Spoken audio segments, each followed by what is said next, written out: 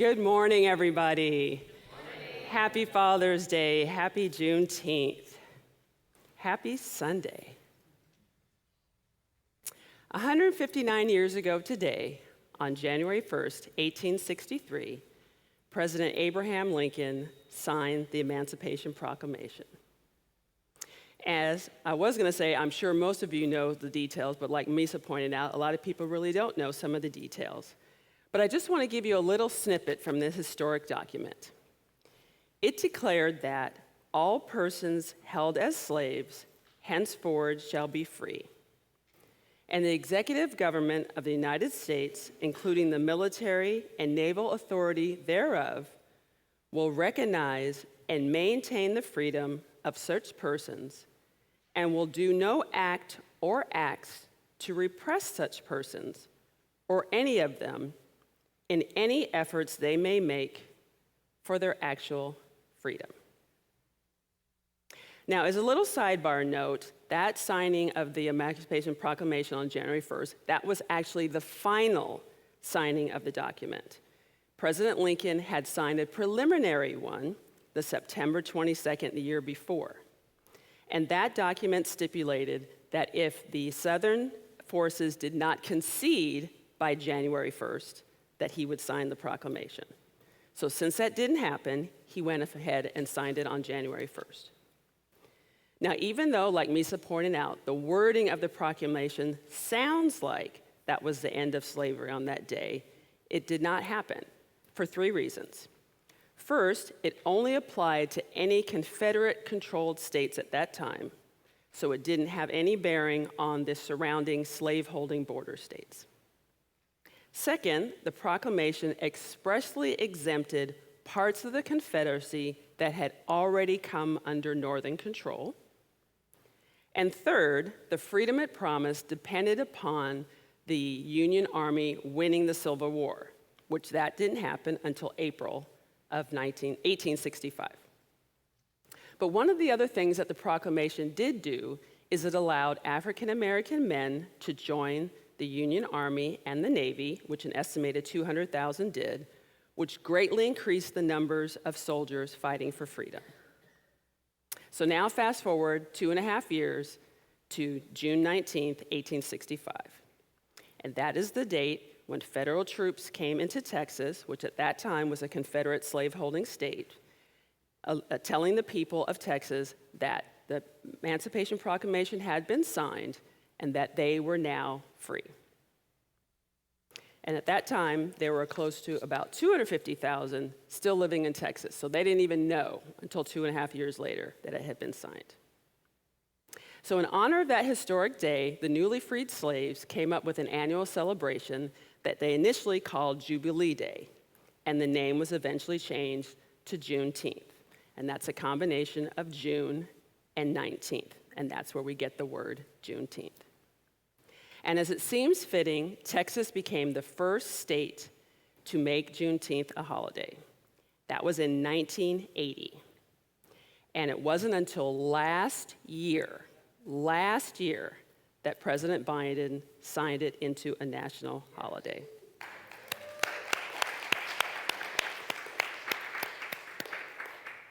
Now, regardless of any official signings, Juneteenth was and always continues to be a celebration and a commemoration where people of African descent celebrate and commemorate our arduous journey toward our freedom.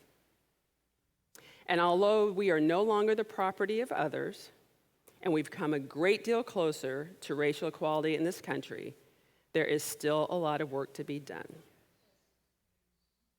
And the damage that it has done continues to reverberate.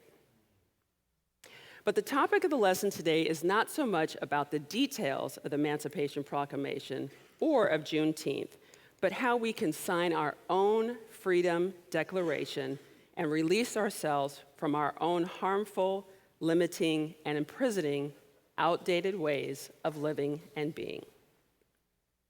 We are always being called into new ways of living and being, ways that transcend the events of our past and the constraints. And in this way, perhaps the Emancipation Proclamation can be looked at as like a different version of a rebirthing story, where we're dying to the old and rising up into the new. We all have a story, the things that have happened in our lives, maybe some things that are happening in our lives right now. But it's not so much about the what happened story, because everyone has one. The real question is, what are you going to do with it? What are you going to do with it? Are we remaining in the same place, waiting for some outward person or outward thing to liberate us from the prison we're in? Or are we willing to rise up, overcome our limited victim stories, and march forward into a higher level of consciousness? Just a few months ago, on Palm Sunday, Reverend Deanne talked about how when we look at metaphysical interpretations in scriptures, we can place ourselves in any person or any situation. And she used the examples of the Israelites who felt like they were trapped in the world that they were living in. And she said that we can look at their situation and see how it represents the parts of ourselves that are enslaved. Those parts of ourselves that feel trapped and powerless, living in a world that is actually not serving our higher and greater good. Some of you may be familiar with my story, which Ken mentioned that I wrote about in my book, I Cried and People Loved Me Anyway. And it's the story of how in 2015, in a series of just 6 months, a series of things happened, and my life completely fell apart, and I was on the brink of suicide. And despite having good family support and an amazing spiritual community and all of what people would say are the necessities of life, food, clothing, shelter, it was not enough to free me from the childhood trauma that at that time was holding me captive for 52 years. That's how deeply my victim stories were embedded in my subconscious mind. And those stories showed up in every area of my life. I was captive to the verbal and emotional abuse my sisters and I endured from my father. And I felt abandoned by his inability to connect with me on any level. Growing up, whatever anybody else had to say about the way I talked, or the way I dressed, or the way I looked, or what I drove, or what neighborhood I should live in. All of that was deeply embedded in my mind as someone who was not good enough and definitely not wanted. I was confined to and always trying to meet the expectations of the way people said I could show my emotions. Whatever somebody said, I took it to be that I was failing at everything. I had gathered up all of that early negative input and stuffed it down in my body where it festered and grew. And it became the damaging current flowing through my life 24/7. And I spent years trying to prove everybody wrong. Those stories and experiences were so deeply rooted in my being that it's no wonder why when the you-know-what hit the fan in 2015, I was no longer able to stuff it down any longer. I thought that the only way out of that torment was to check out. But then, along came the Emancipation Proclamation. And I'm using that a little bit tongue-in-cheek when I'm talking about unity and the New Thought principles that taught me that I am a perfect expression of God.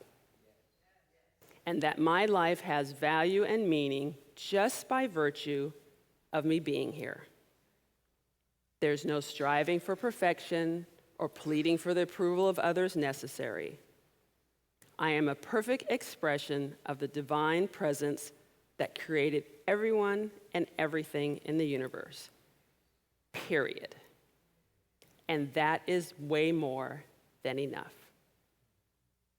Through New Thought teachings, I was slowly able to unravel all of those old victim stories and come out from the shadows of that and move into a new paradigm of living, one that actually is serving and creating and helping me to live a better life, and in turn benefiting the world around me.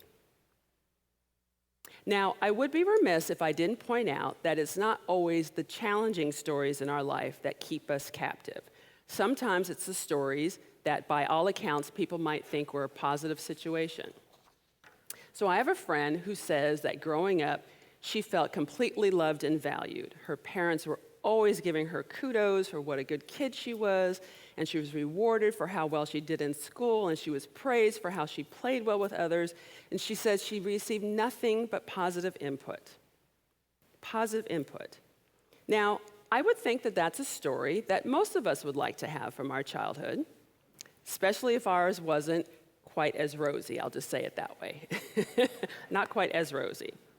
But even though she says that she felt loved and valued, she felt immense pressure to be perfect. She spent her entire life trying to make sure that she lived up to being that perfect child and that she didn't mess anything up. That was her bondage story, and she held on to it for decades. And as you might imagine, it wreaked havoc in every area of her life, mentally, emotionally, physically, in her career, you name it. But once we can clearly see those false stories for what they are, the ones that we've grasped onto so tightly, as chains that bind us to the past, we can transform them and let them go using our higher guidance and wisdom and move into a new paradigm of living and drop that heavy weight that we've been carrying around for so long. Charles Fillmore, co-founder of Unity, wrote, "We must learn to let go, to give up, to make room for the things we have prayed for and desired. The one and only formative power given to man is thought. By his thinking, he not only makes character, but bodies and affairs, for as he thinketh within himself, so is he." Now, of course, we can change those pronouns, but you get the idea. Letting go of what holds us back opens the way to freedom. So think about your life and how you are living it. Maybe you're still being oppressed by the things that people said to you in your family of origin. Or maybe you're still struggling with acceptance, either yourselves or somebody else's, of your sexual orientation or gender identity.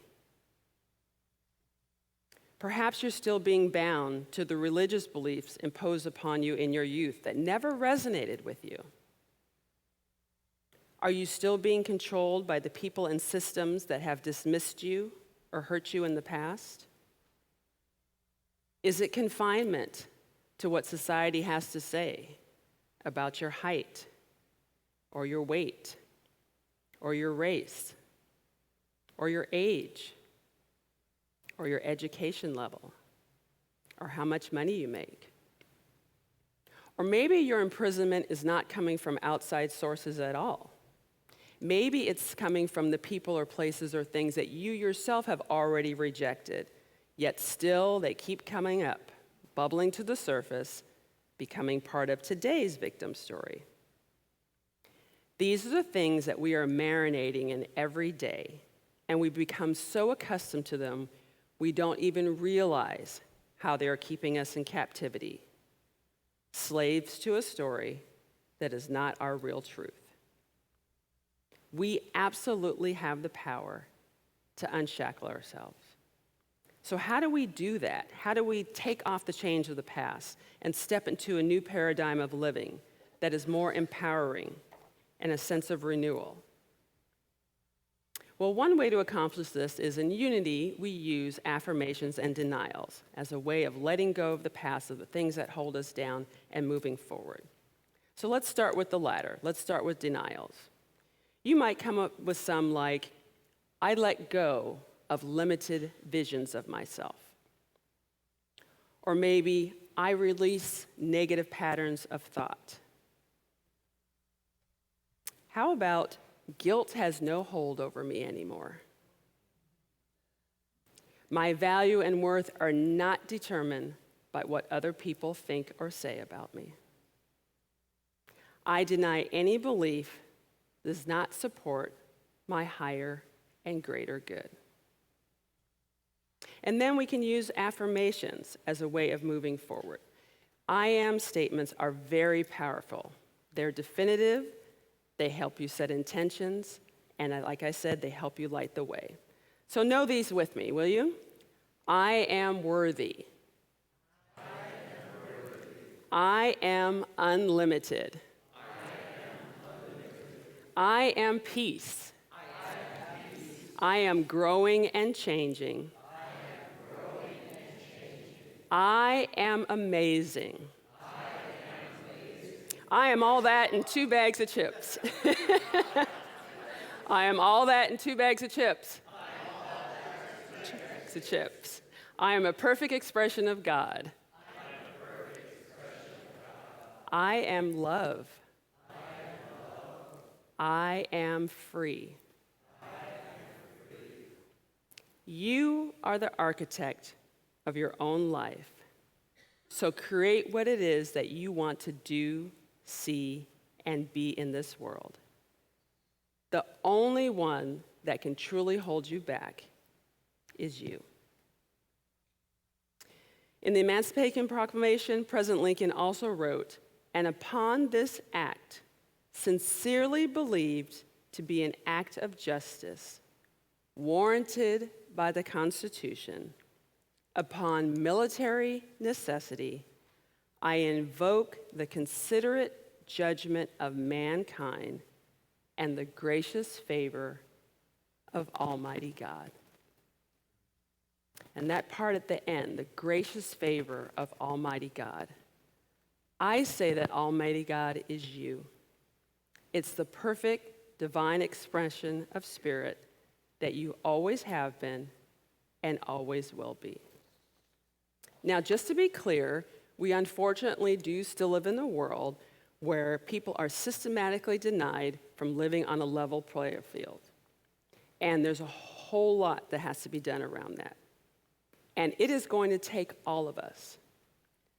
But freedom doesn't only have to be legislated for, or marched for, or signed on a proclamation, or made into a national holiday. To be truly liberated, freedom has to come from within. We have to be mentally, emotionally, and spiritually rooted in the belief that we are always free to be our authentic selves. So what are you willing to do to create a sense of freedom every day? Perhaps that is the greatest kind of emancipation and personal liberation that we can receive. It just might be time for you to sign, seal, and deliver your own Emancipation Proclamation.